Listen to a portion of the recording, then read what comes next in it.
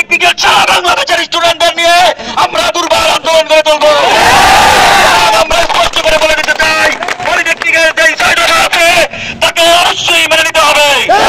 বর্তমান স্পষ্ট করে বলতে চাই, 24 আন্দোলনের অন্যতম রাজপথের যোদ্ধা আমার পলিটেকনিকের ছোট ভাইদের উপর যে অত্যাচার করা হয়েছে, আমরা বলতে চাই যারা এই অন্যায়ের সাথে জড়িত অতি দ্রুত তাদের অন্যের অন্ত আনতে হবে।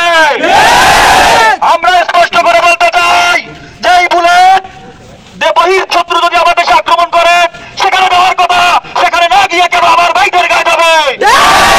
আমি সেনাবাহিনীর ভাইদেরকে বলতে চাই, আপনারা যার কারণে আজকে ব্যারাক থেকে বাইরে এসেছেন, সেই 24 হাতিয়ারদের গায়ে কিভাবে আপনারা গুলি চালালেন। আমি বর্তমান সরকারকে স্পষ্ট করে বলতে চাই, আপনারা জানেন একটি কারিগরি প্রতিষ্ঠানে কিভাবে অকারিগরি ছাত্ররা নিয়োগ পায়। অতি দ্রুত তাদেরকে পলিটেকনিক থেকে অপসারণ করতে বাধ্য করবেন।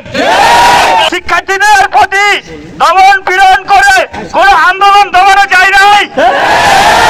তাই প্রশাসনের প্রতি আবেদন জানাবো, আপনারা এই দমন পীড়ন নীতি থেকে বেরিয়ে এসে সুষ্ঠু আলোচনার মাধ্যমে যৌক্তিক সমাধান দিয়ে যান। 5 আগস্টের আগে দেশের অস্তিত্বের জন্য আমরা রক্ত দিতে বাধ্য হয়েছি, আমাদের নিজেদের অস্তিত্বের জন্য জীবন দিতে বাধ্য হয়েছি।